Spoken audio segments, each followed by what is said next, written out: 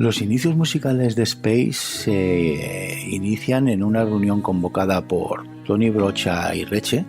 Tuvo una repercusión notable porque la gente, pues entonces, cuando pasaba el avión, todo el mundo levantaba los brazos y saludaba como si estuviéramos...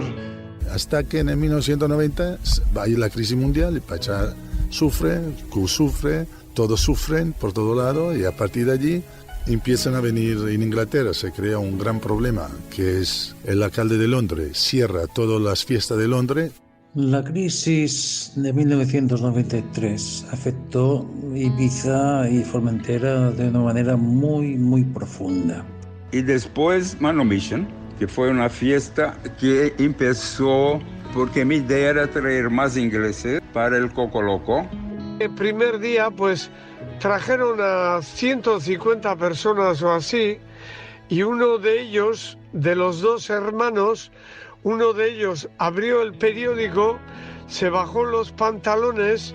En cuanto a las vallas publicitarias en la carretera, en toda la isla, fue un impacto visual enorme. La gente de la isla no gustaba tanto esto. Allí empezamos con las fiestas que Moondance traía Minister of Sound, Gate Crasher, Miss Moneypenny, Renaissance, tal. Y entonces ya en el 95 es cuando empezamos con las fiestas de Ministry of Sound. Y después llegaron fiestas más grandotas y prácticamente un 80% de la programación de las salas ya a final de los 90 eran todos ingleses. Justo en esos años empezaban a llegar los primeros promotores ingleses que no contaban con los residentes de la isla.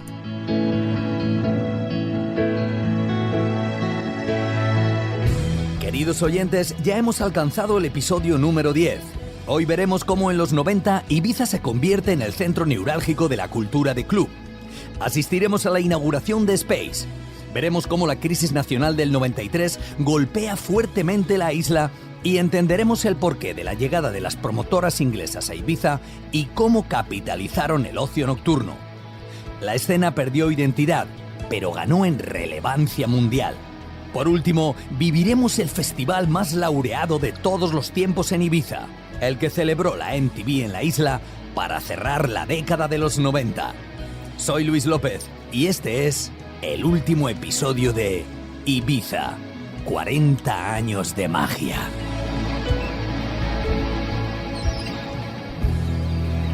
Hubo un tiempo en el que los sueños habitaban en una isla. Ibiza. 40 años de magia. Episodio 10. El epicentro de la cultura de club.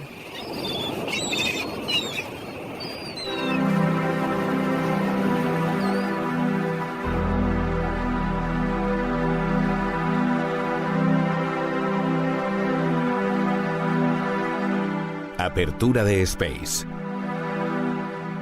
A finales de los 80, la reputación internacional del ocio nocturno ibicenco era un clamor en toda Europa.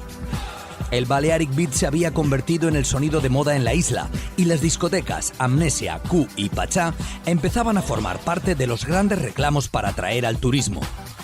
Con la llegada del acid house y el boom del Balearic, la música electrónica de última generación empezaba a encontrar en Ibiza su sede mundial y cada vez eran más los jóvenes que querían disfrutar de sus vacaciones de verano al ritmo de aquella terapia vibracional. La mezcla internacional era explosiva, gente guapa de todas las edades, especialmente jóvenes, todas las razas y todos los idiomas. Locura, extravagancia y extroversión sin límites. Una multitud que sentía haber atravesado el espejo y haber accedido al país de las maravillas. Cada verano, las reglas normales de la vida cotidiana quedaban suspendidas. La magia de Ibiza entraba en juego. A todo esto, un nuevo Star System que situaba a los responsables de la música en primera plana se empezaba a configurar. Los grandes DJs del mundo comenzaban a percibir Ibiza como un destino inevitable para poder triunfar. La experiencia que venía ofreciendo esta isla desde tiempos ancestrales a base de generosos baños de sol, playas de aguas cristalinas y doradas arenas infinitas se veía ahora incrementada por una nueva atracción que unía a las nuevas generaciones venidas de todas partes: la electrónica. En medio de toda esta vorágine juvenil tuvo lugar el nacimiento de una nueva sala. Una discoteca que cambiaría los horarios del ocio y establecería un nuevo paradigma festivo: Space Ibiza. Pepe Rosselló fue el culpable de llevar a Space al siguiente nivel. En el año 1989, Rosselló dejó su discoteca en San Antonio, el Playboy 2, para abanderar un ambicioso proyecto en Playa de Embosa. Pepe no se sentía a gusto con la nueva política que algunas agencias de viajes estaban impulsando en San Antonio y se marchó.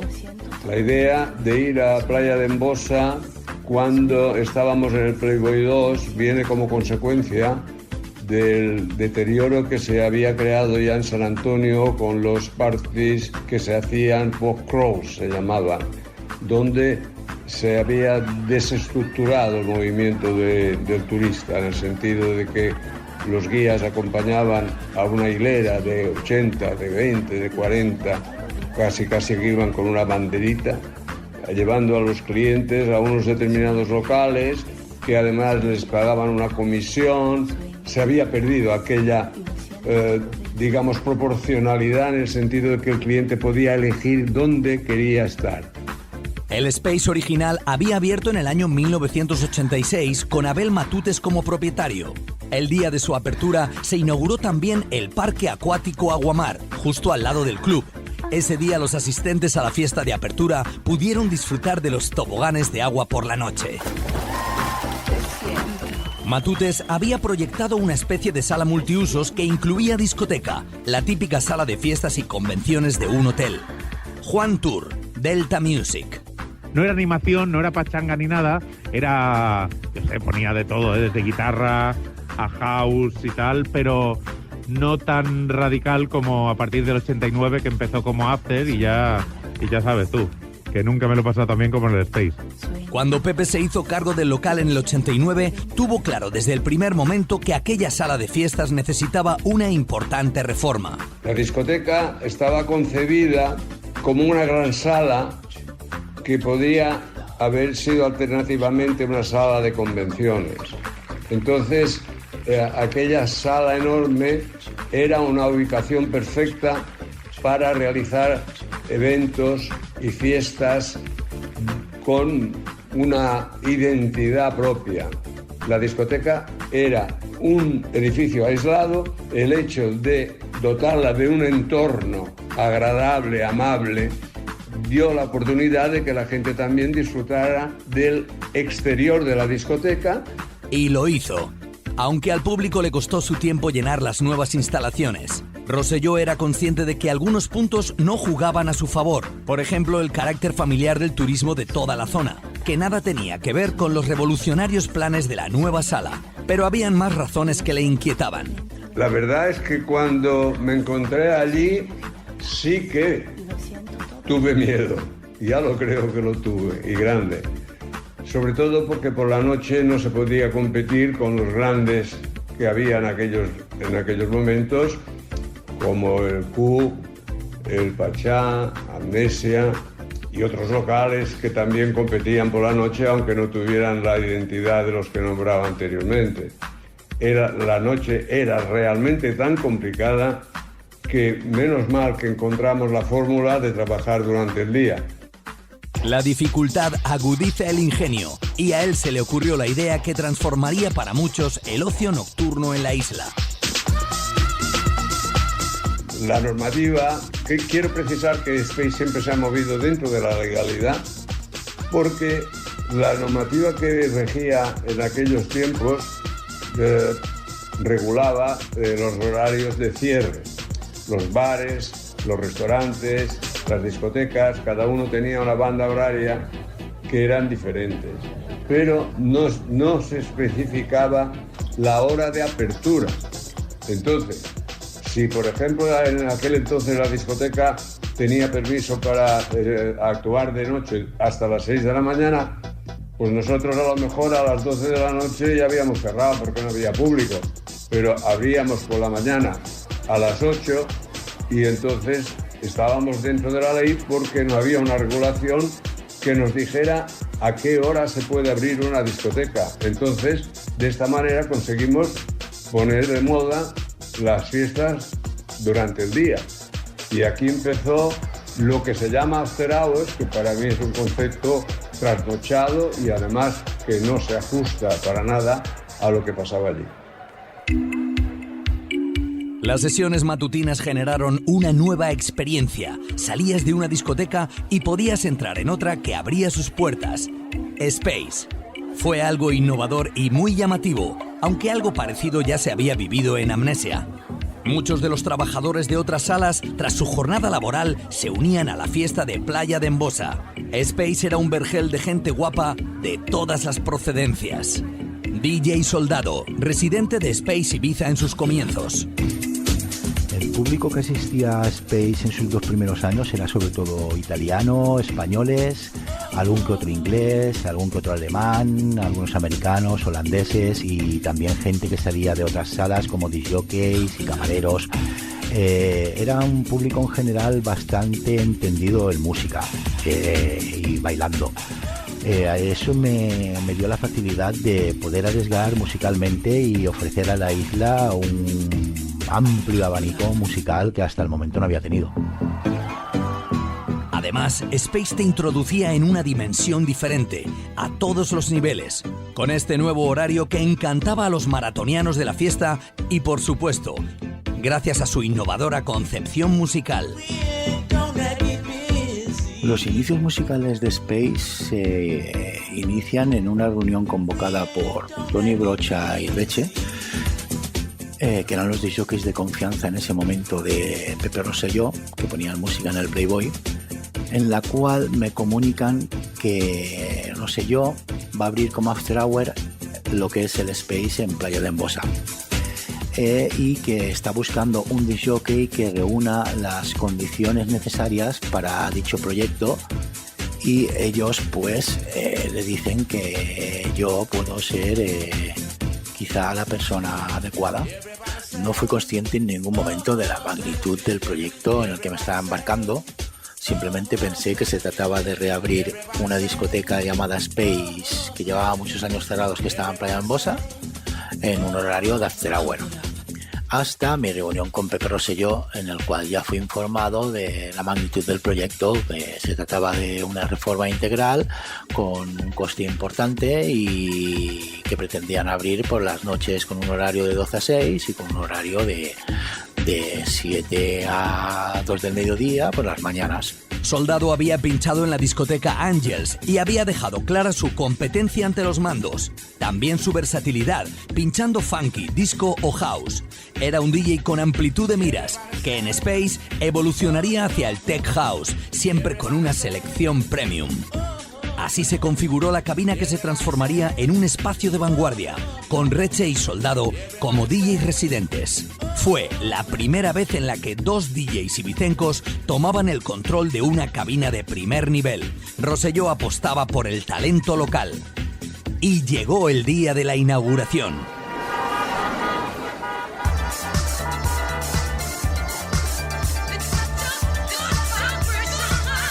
Ese fue un momento, bueno, total. Había gente en la puerta esperando ya desde hacía pues una horita o así, y era gente de todo tipo, gente que venía recién levantada, gente que venía de otras salas, como disjockeys, camareros, turistas y bueno, un montón de gente con una gran expectativa. ¿Qué se encontraron? Pues las sensaciones que daba el Space. Pues nada más entrar se encontraron una discoteca fresquita, oscurita, con una música adecuada para cada momento y bueno, y me comentaron durante mucho tiempo que la gente cuando entraba en el Space se le ponía la piel de gallina nada más entrar, ¿sabes? El éxito fue muy sonado, un buen comienzo. El revolucionario espíritu musical con el que bautizaron a aquel incipiente espacio fue esencial. La remodelación del local fue muy importante, pero más lo fue, si cabe, el nuevo concepto rítmico al que todo el mundo deseaba unirse.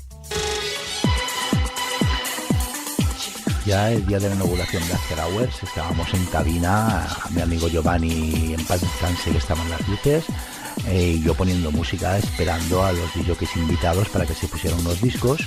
Espero no dejarme ninguno, pero eran Carlos Díaz, Alfredo, Tonio Neto y César de Medero. Ese mismo día me gané respeto musicalmente de cada uno de ellos. El nivel musical estuvo increíble, top, una pasada.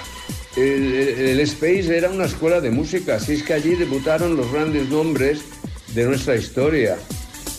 Reche, Java, Soldado, Tonio Neto, Óscar Colorado. Hay un montón de gente que estaban allí y hacían... Era como una escuela pinchar en Space. En muy poco tiempo Space era sinónimo de vanguardia, aunque todavía faltaba por llegar lo mejor. Al principio la discoteca no tenía terraza, tenía terraza pero no estaba cercada. Había una pared muy bonita que hicimos, de piedra ibicenca, piedra vista, y entonces yo recuerdo que cuando cercábamos la discoteca con la terraza para incorporar el ambiente alrededor de la discoteca, integrarla con el interior, entonces estábamos haciendo aquella pared preciosa. Y me acuerdo que el arquitecto que estaba dirigiendo las obras un día me dijo: Pepe, mira que la pared que estamos haciendo tú has dicho que tiene que tener solamente 2 metros. Lleva cuidado porque aquí la gente va a saltar la pared para entrar y no pagar en la entrada. Digo, mira, esto es lo que más me puede hacer soñar, que la gente tuviera que saltar la pared para entrar en Space. Esto te lo cuento en el sentido de que integrar el ambiente exterior con el interior es una fórmula que tiene magia, tiene encanto y tiene dedicatoria. Así que en 1991 Rosselló hizo nuevas reformas para unir el ambiente exterior con el interior, creando un nuevo espacio que catapultaría a Space al infinito, su terraza. Una zona donde poder relajarse, charlar un rato o incluso desayunar. Un desayuno que era siempre el preludio de una gran fiesta, normalmente a base de una selección fresca y dinámica, donde siempre eran bienvenidos los himnos del house.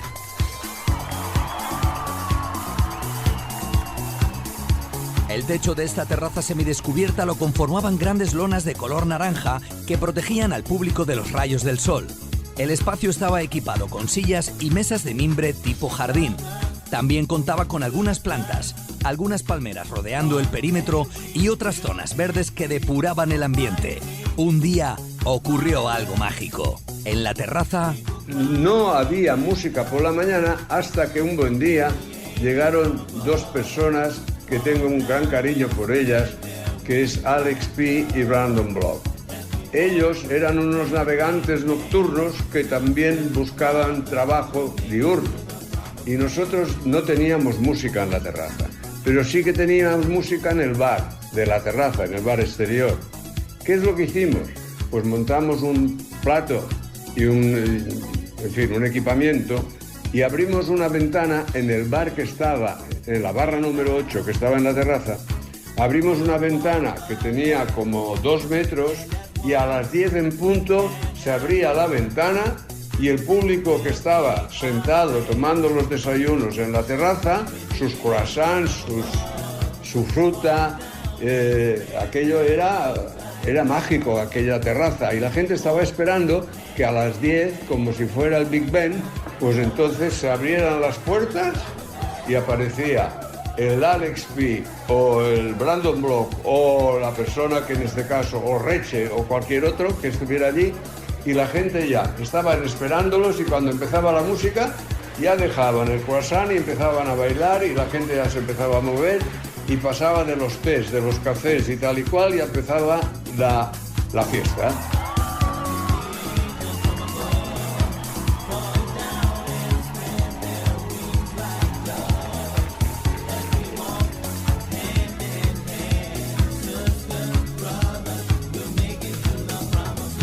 Aquella transformación del desayuno en una fiesta improvisada surgió de forma mágica Nadie se lo esperaba. El factor sorpresa activó la locura de todo el público, generando una experiencia que llevaría a la terraza de Space a la historia. Alex P. y Brandon Block fueron los primeros DJs residentes de la terraza y durante años fueron partícipes de aquella revolución. La terraza de Space no estaba pensada inicialmente como una zona de baile, se pensó como una zona donde tomarnos un sándwich y un café con leche tranquilamente sentados. Fue Alex P. quien un mes después de la apertura más o menos se trajo unos platos y un mezclador y unos altavoces de su casa y empezó a poner música. Luego se incorporó también Brandon Block. Space ganó así un segundo ambiente, en el interior con un sonido más duro y underground, y en la terraza más fresco y estimulante. Brandon Block sabía divertir a la gente. Cuando terminaba su sesión, eran muy habituales los vítores y las palmas del público para intentar que el británico pusiera una más. Una de las mañanas mágicas que nadie olvida fue cuando, ante la insistencia del respetable, Brandon se arrancó de nuevo en cabina, pinchando el We Are the World, We Are the Children.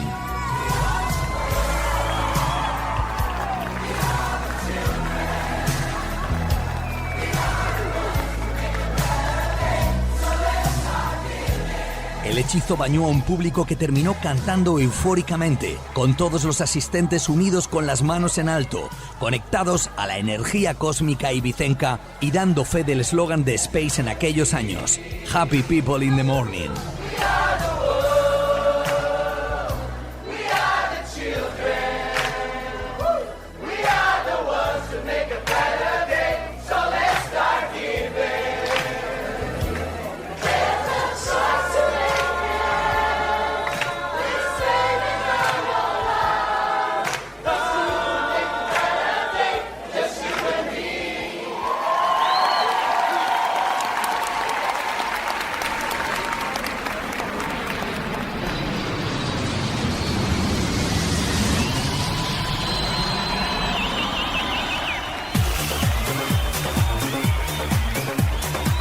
Ese era uno de los sonidos más peculiares de la terraza del Space, el fuerte rugido de los aviones pasando literalmente por encima del público para poder aterrizar o despegar del cercano aeropuerto de Ibiza. Esto se convirtió casi que en una marca registrada de Space. Es verdad, y aquello tuvo una repercusión notable, porque la gente, pues entonces, cuando pasaba el avión, todo el mundo levantaba los brazos y saludaba. El mezclar el ruido de los aviones con la música, aquello es un acelerón que la gente flipaba, ¿no? Eran instantes extasiantes, a veces hasta coincidían con el subidón de la canción que estaba sonando. Aquello era absolutamente delirante.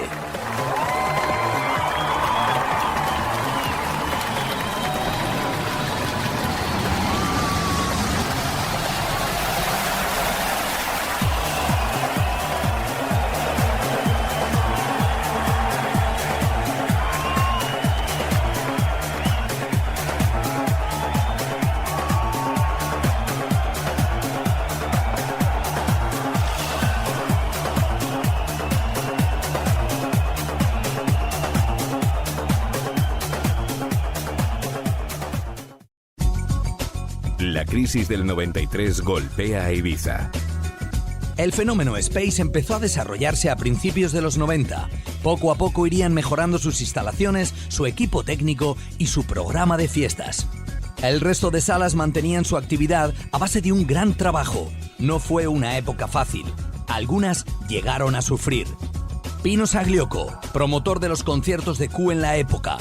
La crisis de los años 90 no se ganaba la vida. Las discotecas sufrían todo. Ricardo Ojeda con el Pachá sufrió muchísimo. Ricardo Ojeda, si hubiera podido vender Pachá, lo hubiera vendido por 4 duros. Y nosotros también. Que si tú hacías una temporada para sacarle 4 duros. Y es que la crisis nacional del 93 había empezado a mostrar sus credenciales desde el comienzo de esta década, principalmente en el sector hostelero. Ibiza perdió muchos turistas durante estos años, sufriendo la crisis más fuerte del sector en toda su historia. Felip Cirer, director de la Enciclopedia de Ibiza y Formentera. La crisis de 1993 afectó Ibiza y Formentera de una manera muy profunda. ¿Por qué? Hubo varios acontecimientos que hicieron que la industria turística lo pasara mal. Primero de todo, tenemos que el ministro Carlos Solchaga hizo una política económica de defensa de la industria, con la cosa que se apreció de manera importante la peseta. Eso encarecía la estancia de los turistas en nuestras islas. Esta sobrevaloración de la peseta trajo consigo una pérdida de competitividad del sector turístico español, también del de Ibiza, frente a otros países con monedas más débiles. Esto generó una gran dificultad a la hora de vender paquetes turísticos españoles en el exterior y atraer a turistas que tenían que pagar más dinero por sus vacaciones en España. Pero hubo más razones. El decreto Cladera, que se había promulgado un tiempo antes, embarcó a los hoteleros a hacer profundas reformas para aumentar la categoría. Por lo tanto, cuando llegó aquella crisis, los cogió a la gran mayoría muy endeudados. Los billetes de avión se encarecieron de una manera muy sensible. Todo esto generó un efecto negativo para el turismo en la isla, que desde 1989 hasta 1993 perdió un 20% de las entradas de turistas en su aeropuerto. Todo eso hizo que cogiera a los empresarios con grandes obras a medio hacer. Era el momento en que, más que hoteles, lo que se estaba promoviendo era la construcción de apartamentos, y muchos de esos bloques estuvieron largos años inacabados. En esta crisis generada en la isla no ayudaba en absoluto el hecho de que el gobierno nacional hubiera establecido esos años sus prioridades económicas en otros grandes proyectos en la península. La Expo de Sevilla, los Juegos Olímpicos del 92 de Barcelona, las líneas del AVE que se empezaban a implementar entre diversas ciudades. Todo eso en Ibiza no tuvo ningún efecto y fue por eso que se padeció muy fuerte esta crisis. Ante esta desesperante situación, la Asociación de Empresarios de Salas de Fiestas de Ibiza y Formentera, dirigida entonces por Pepe Rosselló, quiso ayudar en lo posible. Me fui a ver al director de Fomento de Turismo y le propuse que la asociación podía implicarse en aportar una cuota anual por parte de la Asociación de Empresarios para ayudar al fomento de turismo en el sentido de la promoción turística, para salvar el bache que estaba sintiendo la isla en aquellos tiempos. Tur Olmos me dijo, bueno, es que las salas de fiestas y las discotecas con los hoteles, esto no lo sé, para aprobar esta iniciativa tuya o vuestra, tengo que consultarlo con los hoteleros. Y entonces lo consultó. Fui a verle de nuevo y le dije, ¿qué tal? ¿Cómo van las cosas? ¿Qué hacemos entre la asociación nuestra y la de los hoteles y restaurantes? Y me dijo, mira, Pepe, lo he consultado con los socios y no quieren saber nada de discotecas ni de salas de fiestas. O sea que, cuando nosotros teníamos la intención y nosotros navegábamos bien y estábamos enganchados al fomento de turismo en el sentido de que cada uno iba por su lado, pero la música y las salas de fiestas y las discotecas era un plus, además de lo que ofrecía la isla y la hostelería en general. No se pudo ayudar porque lo rechazaron.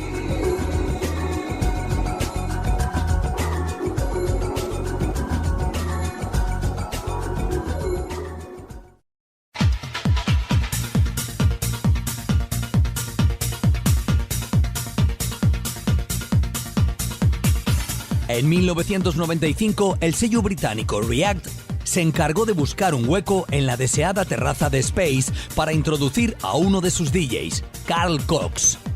El DJ británico llevaba 10 años buscando su gran oportunidad en la isla, y llegó su momento. Carl Cox se incorporó así a la sesión reina de Space y por aquel entonces una de las más populares de la isla, la del domingo por la mañana. Lo fue hasta tal punto que mucha gente decidía no salir los sábados noche para madrugar y asistir con plenas energías a esta revolución matutina. La actuación de Carl Cox hizo historia. No lo puedo describir en palabras, pero yo estaba allí y dije, esta persona está enseñando unas cualidades que la gente está alucinando con su presencia solamente, ¿no? Y ahí empezó todo. El día de su debut comenzaría a forjarse una hermosa amistad que duraría toda la vida y que terminaría reconociendo a Carl Cox como el DJ más importante en la historia de Space. De hecho, él sería el encargado de pinchar en la fiesta final, el cierre del local en 2016. Muchas gracias, mis amigos. Adiós. Adiós. Bid you farewell. Hasta la vista. Pero esto ya forma parte de otra historia.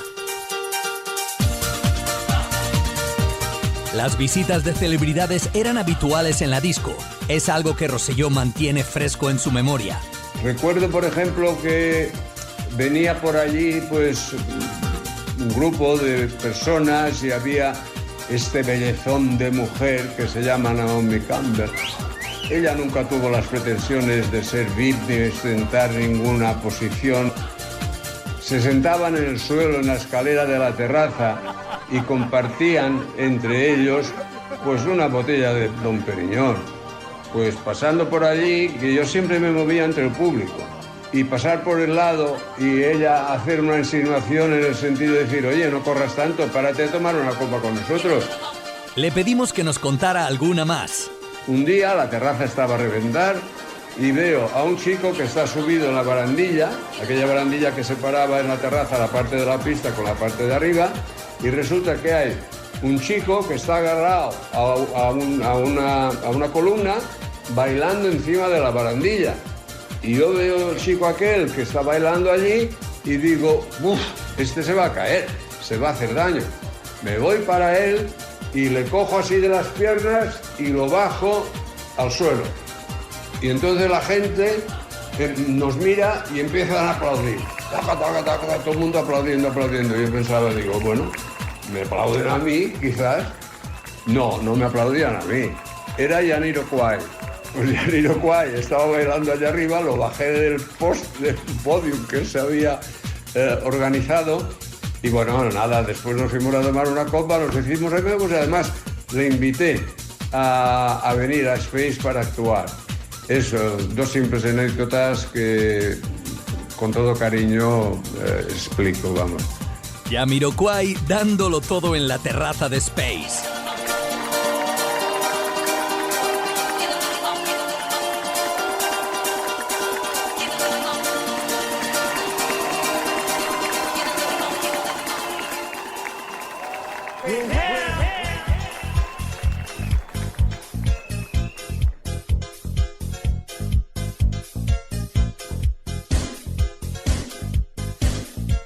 Las discotecas británicas aterrizan en la isla. Retomando ese periodo de incertidumbre en la isla del que hemos hablado antes, la crisis del 93 coincidió también con una compleja situación en el Reino Unido, el país con mayor número de turistas en Ibiza. Las políticas de Margaret Thatcher al frente del gobierno británico estaban generando precariedad laboral y muchos desequilibrios territoriales. Las nuevas generaciones sintieron la necesidad de escapar de aquella oscura realidad. La música, especialmente el acid house, unida a la aparición del éxtasis, se convirtió en el vehículo perfecto para huir del momento. Muchos clubs empezaron a registrar una importante actividad desconocida hasta esas fechas. La llegada de aquella nueva música unió al gran grupo. El baile se convirtió en un auténtico ritual social para escapar. Ciudades como Manchester, Londres o Liverpool jugaron un papel relevante en este fenómeno. El clubbing estaba explotando en el Reino Unido y gran parte de la juventud se había entregado a aquel estilo de vida que estaba modificando las pautas del ocio. A esta euforia incontenible se unieron raves ilegales y fiestas incontroladas que incluso dejaron a algunas víctimas en el camino. Cuando la situación se hizo insostenible, el gobierno británico intervino con medidas muy represivas. En Inglaterra se crea un gran problema, que es el alcalde de Londres cierra todas las fiestas de Londres, todas las discotecas de Londres, y todos los operadores de las fiestas de Londres deciden venir a Ibiza. A partir de entonces, comenzaron a aterrizar en Ibiza promotores de clubs británicos a los que les era imposible subsistir en su país frente a la nueva política de recortes para el ocio. Entre ellos, los horarios de cierre, incompatibles con la realización de la actividad. Todos ellos visitaban Ibiza desde hacía años, soñando con tener un espacio en la isla algún día. A principios de los 90, varias probaron fortuna con algunas fiestas puntuales, pero la primera que llegó con la intención de quedarse fue Manumission, en 1994.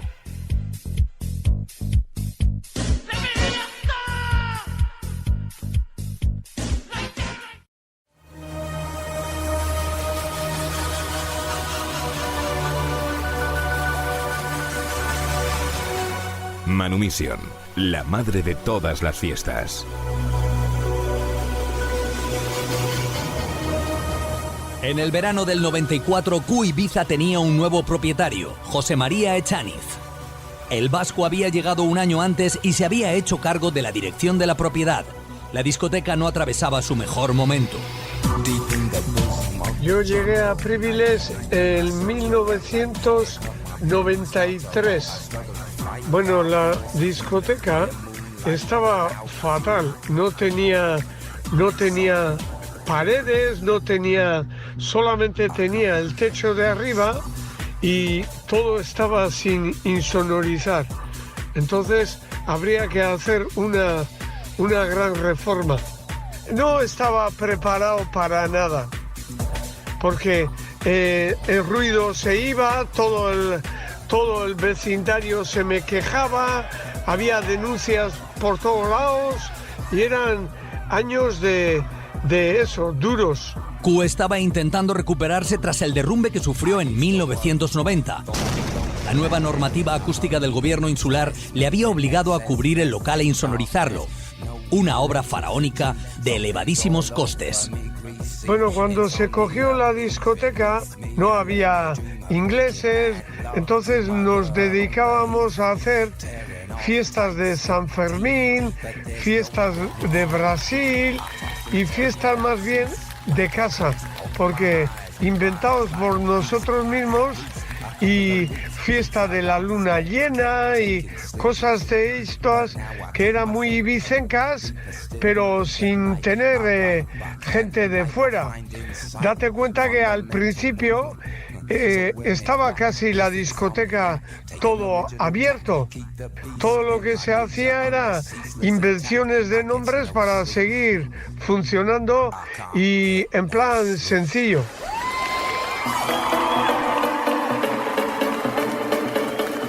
José María intentaba dar continuidad a las fiestas que habían llevado a Q en los 80 a ganarse una fama internacional. Pero la escena estaba a punto de cambiar.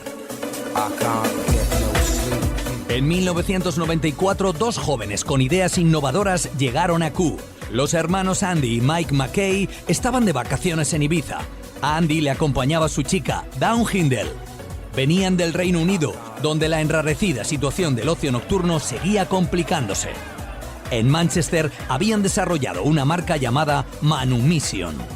Ibiza les encantó, así que pensaron en la posibilidad de exportar aquella fiesta a la isla y se plantaron en Q para proponer una nueva residencia de Manumission. Brasilio vio algo especial en ellos y les ofreció inicialmente el espacio del Cocoloco. Brasilio de Oliveira, director de Q. Manumission fue una fiesta que empezó porque mi idea era traer más ingleses para el Cocoloco y de ahí empezó Manumission. Ellos ayudaron mucho. El primer día no estuvo mal. El primer día pues trajeron a 150 personas o así y uno de ellos, de los dos hermanos, uno de ellos abrió el periódico, se bajó los pantalones y puso en la donde antes había una fuente de agua en el centro, se puso a leer el periódico con los pantalones bajados mientras la música seguía sonando. A nosotros nos pareció algo fuera de lo normal, pero se ve que a los ingleses, no sé, les hacía gracia. Y ahí fueron los comienzos.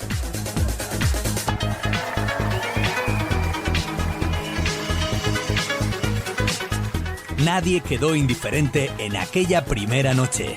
A las pocas semanas, Manumission ya ocupaba la pista central. La sala más grande del mundo se ponía a disposición de estos jóvenes de espíritu pionero que llegaban para dar nueva vida a la bestia durmiente, Q-Ibiza. El espíritu Manumission estaba basado en la época romana. La manumisión era el proceso de liberar a un esclavo, tal y como explica Dawn Hindle en el libro Balearic, de Luis Costa y Christian Lehn, muy recomendable. El concepto de Manumission en Ibiza era el de liberar a la gente de la esclavitud de la vida diaria. Promover el amor era otra de sus consignas, siempre buscando el sumum de la experiencia festiva. Así nació la madre de todas las fiestas.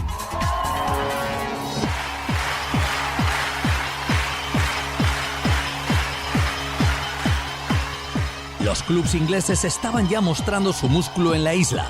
Cream y Manumission funcionaban muy bien. Además, llegaban con los mejores DJs internacionales. Así que para los propietarios de las discos, llegar a un acuerdo con estas promotoras, en muchas ocasiones, era agilizar la contratación de esos DJs, además de generar un contenido diferente para su público. Los británicos llevaban varios años desarrollando esta escena en su país y tenían la infraestructura creada. Los empresarios ibicencos no se lo pensaron e incorporaron a sus salas esas marcas que llegaban desde el Reino Unido arrastrando a miles de personas. Fue difícil dejar de alinearse con la nueva filosofía clubbing que traía la nueva década, aunque ello supusiese perder en parte la identidad local. Hubo un tiempo, en el año 87, en el que algunos DJs ingleses llegaron a Ibiza e hicieron suya su cultura musical. La exportaron al Reino Unido y la transformaron en Balearic. Ahora, aquello que habían aprendido y desarrollado en el sector del ocio nocturno británico estaba regresando a Ibiza, trayendo consigo sus marcas de éxito de resonancia mundial. Pero fue el estricto carácter comercial que trascendía de este movimiento lo que incomodó a muchos ibicencos. Para algunos, la magia de la isla en relación a la fiesta local empezaba a desvanecerse. Aunque la realidad fue que la escena se fortaleció, eso sí, en detrimento de algunos DJs residentes que se vieron desplazados. Y así fue como las grandes discotecas británicas, con años de experiencia en su país, encontraron su nueva residencia en la isla.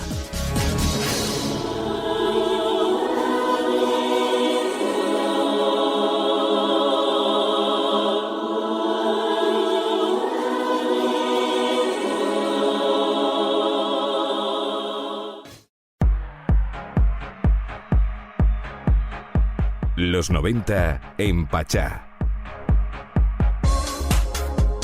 A principios de los 90, Pachá ya había experimentado contratando a algunos DJs internacionales, Little Louis Vega o François Kevorkian. José Padilla, entonces responsable de la fiesta Moondance los miércoles noche, hacía de intermediario. Él también fue pionero en introducir las fiestas Ministry of Sound en su residencia, aunque sería en agosto de 1995 cuando el colectivo se instalara definitivamente en Pachá, formando parte de su calendario de fiestas. Francisco Ferrer, director de Pachá. Allí empezamos con las fiestas que Moondance traía Ministry of Sound, Gatecrasher, Miss Moneypenny, Renaissance tal. Y entonces ya en el 95 es cuando empezamos con las fiestas de Ministry of Sound, con Miss Moneypenny en el 97, que era los domingos, o Renaissance, que era los miércoles en el 98. Ministry of Sound se celebraba entonces de forma mensual. Más adelante alcanzaría el estatus de semanal, pasando a celebrarse cada viernes del verano. DJ Pipi, residente de Pachá en la época. Surgió en Londres Ministry of Sound, que era totalmente un fenómeno, era, digamos, el club más aclamado de Londres y de Inglaterra. Claro, ¿qué mejor local podía ser para este tipo de fiesta y este tipo de evento? Pachá era el mejor club. Entonces, a partir de ahí se empezó a hacer Ministry of Sound con la participación de DJ como Frankie Knuckles y Paul Jackson, que en paz descansen, y Fabio Grooverider, Full Intention, Pete Heller and Farley, Danny Rampling, Angel Moraes, CJ McIntosh y mucho más. En aquellos primeros años las promotoras eran más relevantes que los propios DJs, capitalizando gran parte de los carteles de sus fiestas. Hablamos de Ministry, Cream o Manumission. Pero en Pachá, Pipi continuaba siendo toda una institución. En el 95 produjo uno de los temas de mayor éxito ese verano. Pipi era el imán de los promos. DJ Oliver, Amnesia Ibiza. Todos los sellos discográficos del mundo, absolutamente todos, nos mandaban todos los promos y antes que nadie aquí a Ibiza. Es decir, que todos los promos tenían un destino y siempre era Ibiza antes que nadie. Más que nada porque, claro, al tener las 4 o 5 discotecas más importantes, saben que si esos discos funcionaban, luego se podían convertirse en invierno en hits. Y era un poco lo que pasaba, ¿no? Que bueno, todos los promos, principalmente los promos, siempre llegaban a DJ Pipi, aquí en Ibiza, y todo el mundo, toda la isla entera, se iba a pachear a escuchar a Pipi para escuchar esos promos, ¿no? Ministry of Sound era la disco más popular del planeta en aquellos tiempos, así que su nueva residencia en Ibiza fue absolutamente épica, incluso llegando a eclipsar a Pachá.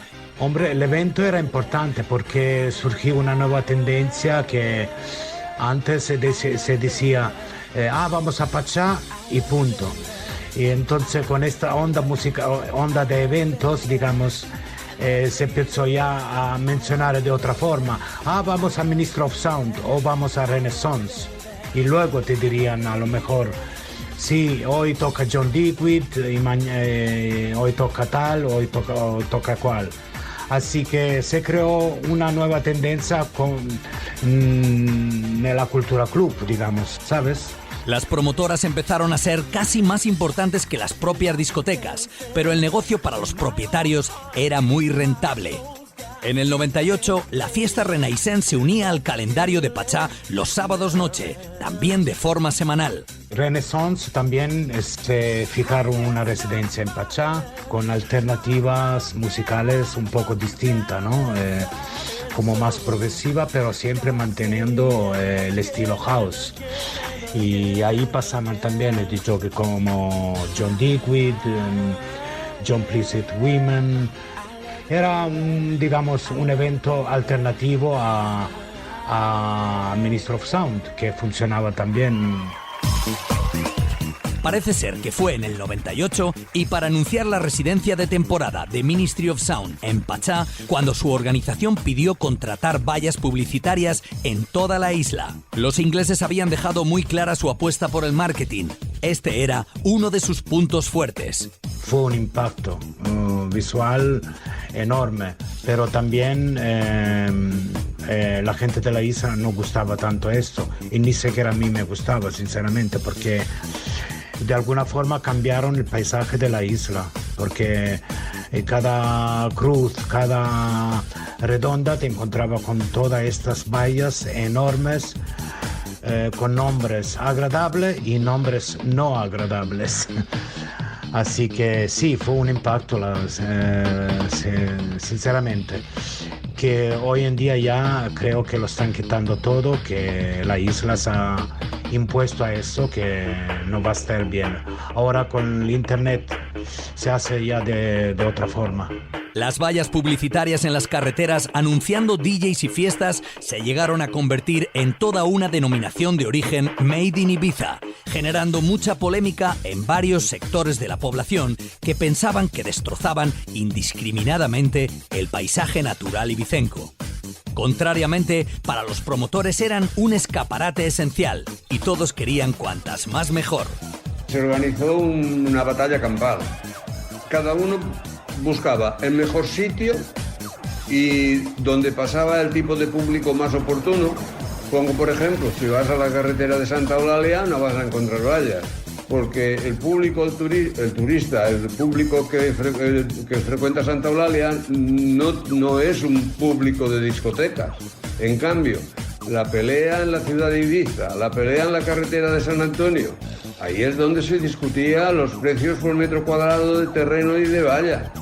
Y entonces se organizó este zipizape en el cual nosotros no participamos hasta que abrimos solamente por la noche. En el momento que cierran el grifo y las autoridades deciden de que no se puede bailar ni hacer música durante el día, entonces sí, también nosotros pusimos nuestras vallas anunciando a nuestros disc jockeys, y esto llegó a generar una situación de verdadero pánico, porque las vallas adquirían el valor según el lugar donde estaban puestas, y cada disc jockey que tuviera un nombre importante exigía incluso un número determinado de vallas, lo cual quiere decir de que aquello se convirtió en un mercado, pero importante. Todos los promotores y grandes DJs estaban encantados en utilizar aquel soporte publicitario, probablemente sin conocer toda la polémica que se estaba levantando en la isla. Por el contrario, Brasílio de Oliveira, uno de los más grandes gurús de Ibiza, siempre estuvo convencido de que fue Amnesia la pionera en la colocación de vallas para la promoción de sus fiestas. El Q nunca ha tenido carteles en las carreteras porque nunca me han gustado. Quien empezó con esa historia fue Amnesia, porque yo me acuerdo que ellos llenaron la isla de carteles. Ahí empezó todo. Y creo que ahora, si tú miras, ha habido un acuerdo que debería haber sido hecho hace más tiempo de quitar todo eso de las carreteras, porque parece cuando llegas a una discoteca, ¿entiendes? Porque solo hay carteles de discoteca. Yo creo que eso para isla no es que haga mucho bien, porque me parece que enfea la isla. Sí, me parece una cosa un poco hortera.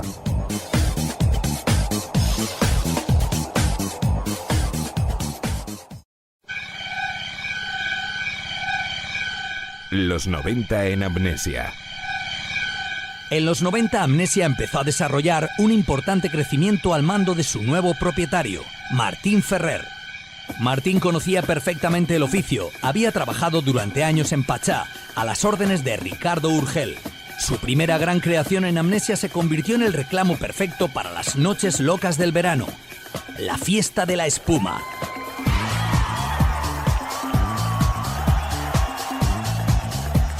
Esta fue una de las grandes sensaciones en la isla, auténtica marca de la casa, que a partir de entonces sería copiada por muchas discotecas de todo el mundo. Diversión, desenfreno y toneladas de espuma lanzadas a la pista de baile por gigantescos cañones. Un combinado de alto octanaje. Otra de las fiestas en aquellos primeros 90s fue People from Ibiza, con un claro espíritu balear y con los residentes César de Melero y DJ Pipi. La buena progresión de Amnesia llamó la atención de la promotora británica Cream, que se instaló definitivamente en el club en el año 96, cada jueves del verano.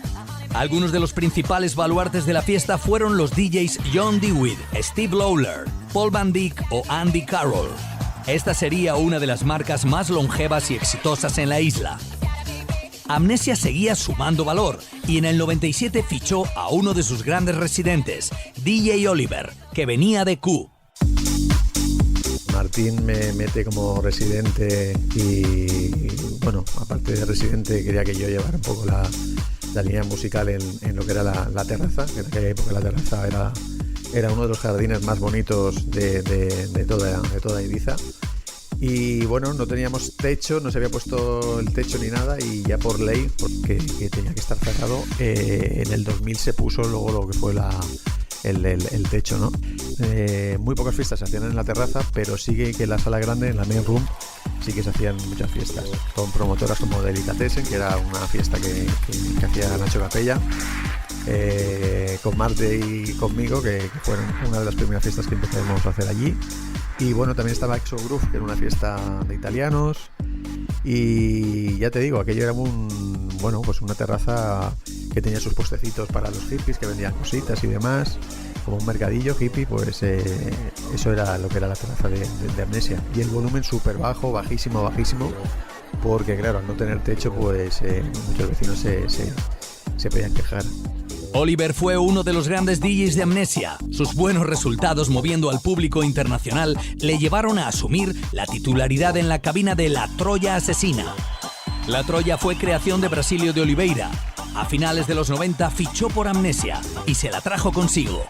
La fiesta nació en Q e inicialmente se llamó La Vaca Asesina, siendo un auténtico icono para la comunidad LGTB. En Amnesia La Troya arrasó con todo y Oliver quiso apostar por los DJs residentes, que en aquellos años empezaban a percibir cierta frustración. Justo en esos años empezaban a llegar los primeros promotores ingleses que no contaban con los residentes de la isla. Entonces, lo que yo le propuse a Brasílio, él me puso al frente de todo el tema musical, porque él quería que principalmente yo me encargara de hacer un poco de marca con un equipo de gente de DJs de la isla. Java, que en aquella época era de Pachá, pues un día José de Divina, un día Javi Muñoz, un día César de Río. La banda sonora que teníamos de música en La Troya, pues durante muchos años fue brutal. Las promotoras estas son las que quitaron el trabajo a todos los DJs, porque de pinchar toda la noche, de 12 de la noche a 7 de la mañana, pasaron a pinchar solo de 10, 12 a una y algo, que ya llegaba el cutrecillo primero de inglés. Pero ya te digo, todo Cream y todo esto, a veces los ponían abajo de todo el cartel y pinchaban una horita o esto y ya está. Digo, pero espabilaos, tío, que nos van a comer. Y después llegaron fiestas más grandotas y prácticamente un 80% de la programación de las salas ya a final de los 90 eran todos ingleses. La Troya se convirtió en el buque insignia de Amnesia y llevó la marca de gira por todo el mundo. Era la fiesta de los trabajadores. Todo el mundo que acababa de trabajar pues venía a Amnesia. La fiesta estaba montada pues para todos los camareros, peluqueros, gente de tiendas, gente, hasta incluso camareros de las propias discotecas, que muchos días pues a lo mejor cerraban antes, pues se subían a Amnesia. De 12 de la noche hasta las 5 y media era todo Deep House. 5 y media pues salía Baby Machelo, que era el personaje, el performance de la fiesta, y presentaba la fiesta. Entonces ahí ya había un cambio de público y había también un cambio de música, que ya poníamos, ya se pinchaba más house, y de ahí pues hasta, bueno, no había un horario de cierre realmente. Oliver recuerda cientos de noches, pero especialmente una, por aquel sentimiento de pena que inundaba el local. El día de los lloros, como siempre decía yo, era el día del cierre. Que cuando se cerraba Amnesia, el día del closing party, pues era aquello un día súper triste para todo el mundo, porque bueno, todo el mundo que venía era como que ya no se iban a ver ya más, y no iban a bailar más, y no iban a disfrutar más hasta el año siguiente. Esos días eran memorables, vamos, sí, siempre los tengo en mi mente y en mi corazón.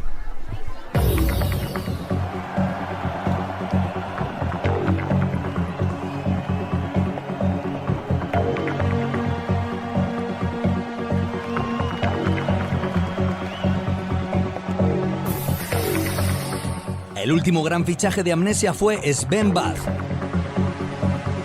Marté, hijo del propietario del local y DJ residente de la disco, ofreció una residencia al DJ alemán los lunes noche. Al principio Sven no lo tuvo claro, no quería rivalizar con la todopoderosa Manumission, pero finalmente accedió. En 1999 aterrizaron las fiestas Cocoon en Amnesia y con ellas la diversidad musical de la isla ampliaba su espectro. El techno llegaba para quedarse.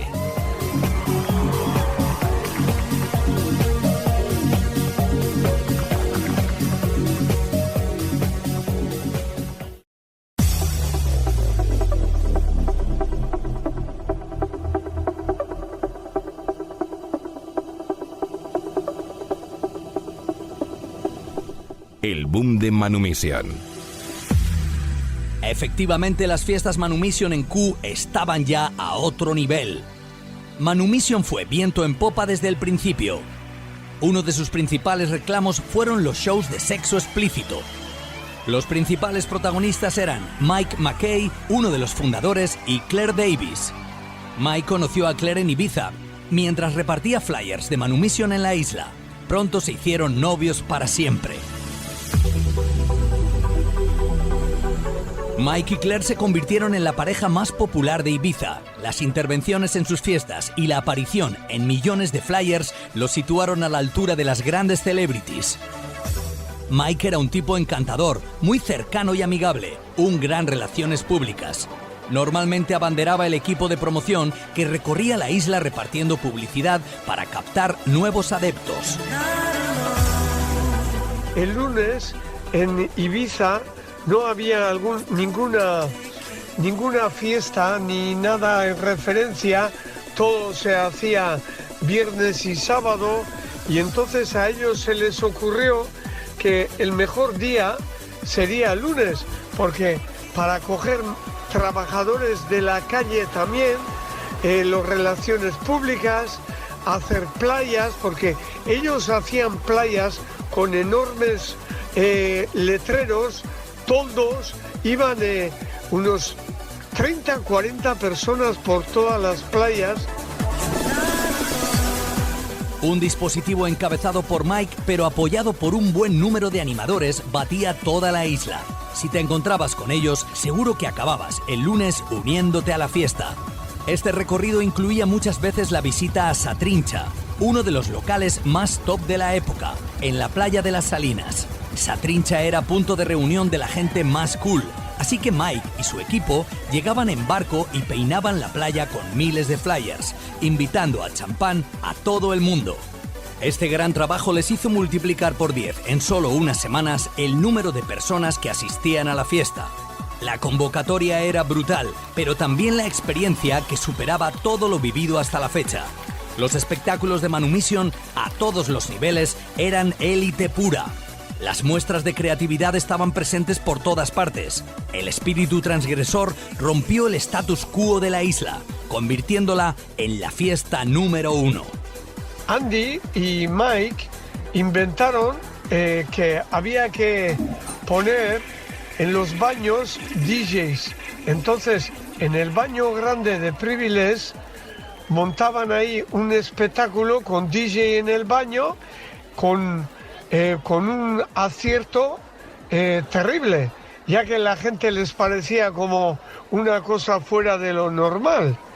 Y de ahí, aunque ahora mismo no me acuerdo del nombre, pero hay DJs grandísimos hoy en día que estuvieron pinchando en los baños de Privilege. Uno de ellos fue Fatboy Slim. Los baños se venían abajo.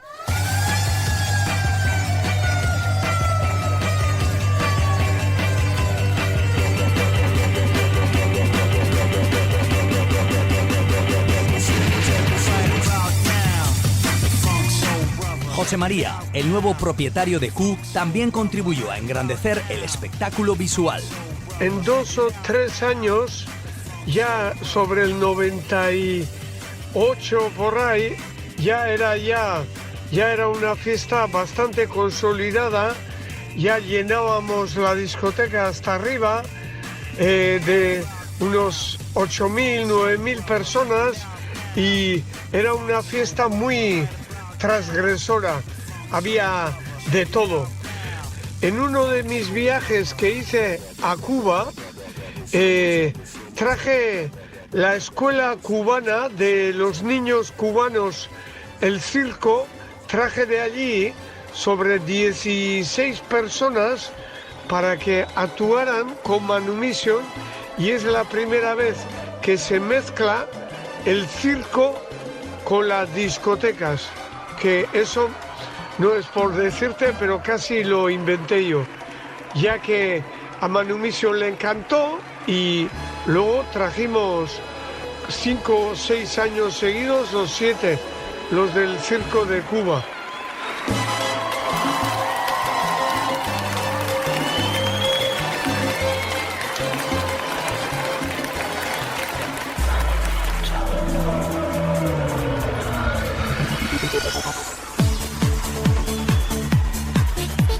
Los lunes del verano se convirtieron en un tsunami que arrasó la isla. Cada semana, una superproducción, con un sinfín de performance, animadores, actores disfrazados, bailarines, trapecistas, acróbatas y los espectáculos de sexo más provocadores. En su época de esplendor, Manumission consiguió congregar a más de 10.000 personas por noche.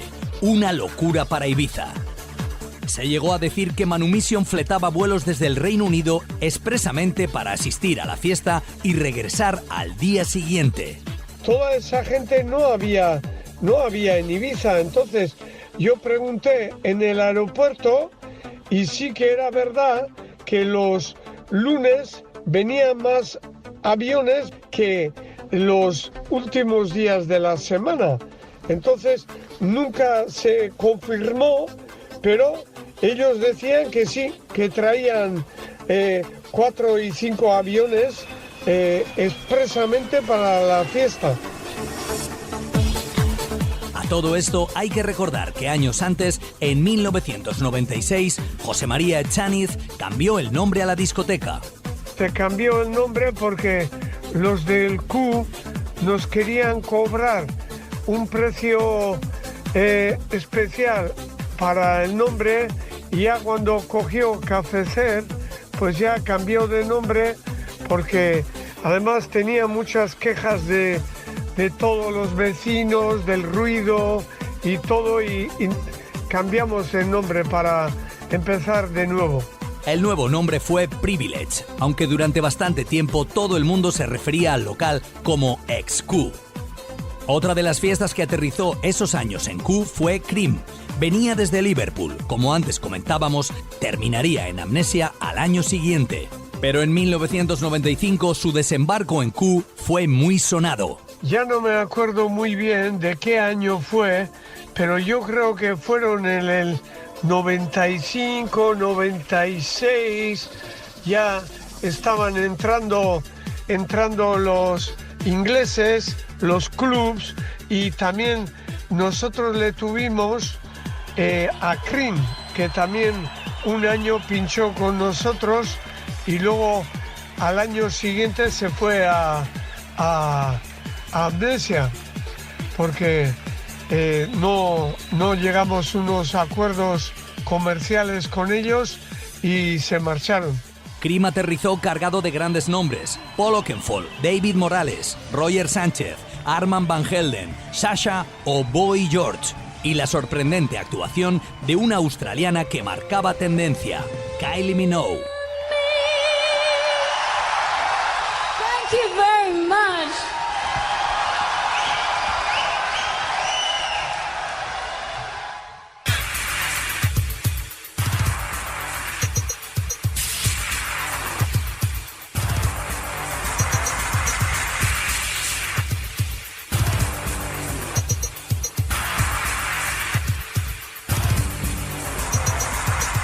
La BBC y la MTV sucumben ante Ibiza.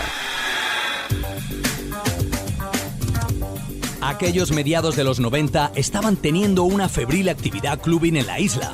Fue también en 1995 cuando la BBC, la cadena de radio estatal inglesa, aterrizó por primera vez en Ibiza para celebrar eventos que retransmitiría para todo el Reino Unido. El lugar elegido para la primera edición fue Café del Mar, aunque pronto se trasladarían a Café Mambo. El staff de locutores de Radio One, encabezados por el icónico Pete Tong, consiguieron un éxito abrumador. Hey, Ibiza Rocks Hotel, what an amazing setting! La trascendencia de este evento fue muy relevante, convirtiéndose en un nuevo llamamiento de fiesta global desde Ibiza a través de una de las cadenas de radio más importantes del mundo. A partir de ese año, la BBC celebra cada verano en la isla el Radio One Ibiza Weekend. Un fin de semana completo lleno de actuaciones en algunas de las mejores ubicaciones de la isla. Este evento multitudinario incluye siempre espectaculares carteles con los mejores talentos. Esta es indudablemente una de las citas más fuertes del año en Ibiza.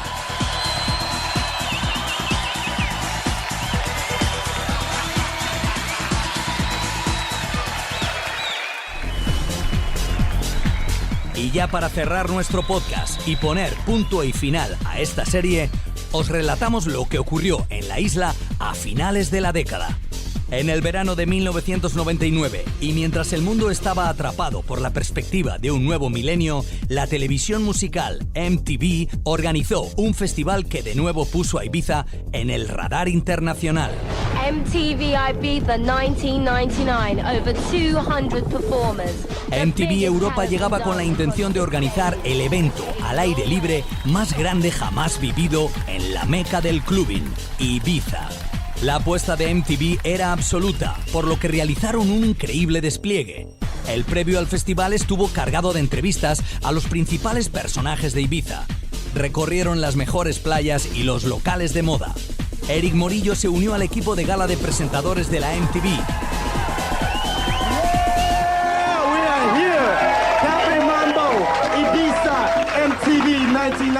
Y desde Café Mambo hizo de host principal para calentar el ambiente de cara a la gran noche. Sapedrera fue el lugar elegido para la realización del evento. Se trataba de una antigua cantera de piedra situada en plena naturaleza, en el término de San Antonio y llena de historias. De ella se había extraído parte de la piedra para construir Dalvila. El espacio se dividió en diferentes escenarios: tierra, agua, plasma, fuego y el más grande de todos, aire, reservado para las actuaciones en vivo de Faithless, Orbital, Jungle Brothers y Chicane.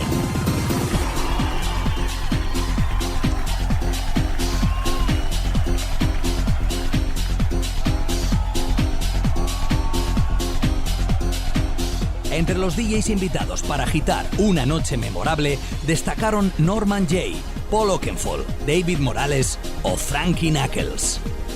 Unas 10.000 personas, entre los que se encontraban los creadores de este podcast, asistimos al evento. El aforo fue completo. A los pocos días, el festival fue televisado para millones de personas, mostrando al mundo los encantos de una isla idílica que marcaba tendencia desde el Mediterráneo.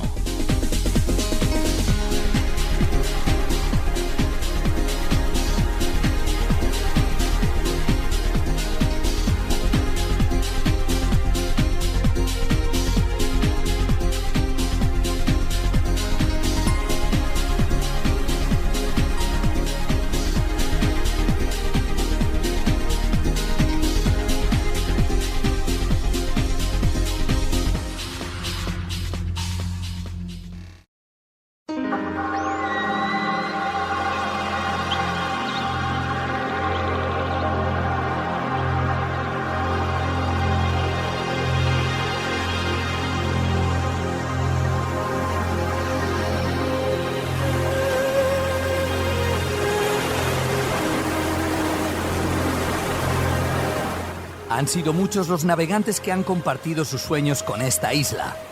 Algunos relacionan la popularidad de Ibiza con la llegada de intelectuales a principios del siglo XIX. Ellos comenzaron a mostrar al mundo este paraíso escondido y tierra de libertad. Otros están convencidos de que fueron los hippies quienes a finales de los 60 y en busca de la paz y el amor soñado situaron a Ibiza en el mapa internacional. También hay quien conecta el boom de esta isla con el nacimiento en los años 70 de las discotecas, que más tarde convertirían a Ibiza en el epicentro de la cultura de club. La verdad es que esta isla ha sido siempre fuente de inspiración. Hedonistas, espíritus inquietos, intelectuales, familias, aventureros, aristócratas, turistas en busca de algo más. Todos aludidos por este polo de atracción. Ibiza y su mar, símbolo de vida, con todos sus tesoros al alcance de la mano. Playas y calas de ensueño, azules y verdes son sus colores.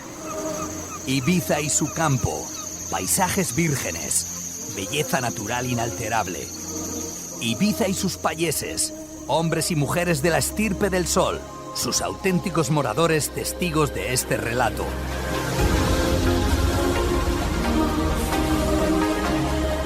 Un lugar lleno de oportunidad y encanto que no presume de nada y que cede libremente el protagonismo a todos los que han deseado unirse a ella a lo largo de los años.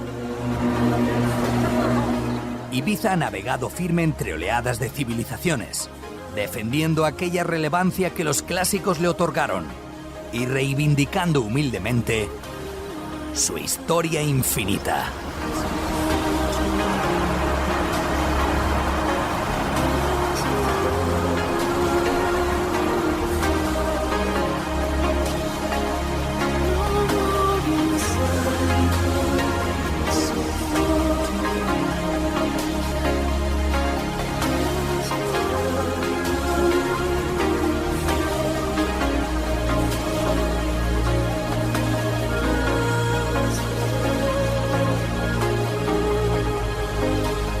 Hubo un tiempo en el que los sueños habitaban en una isla.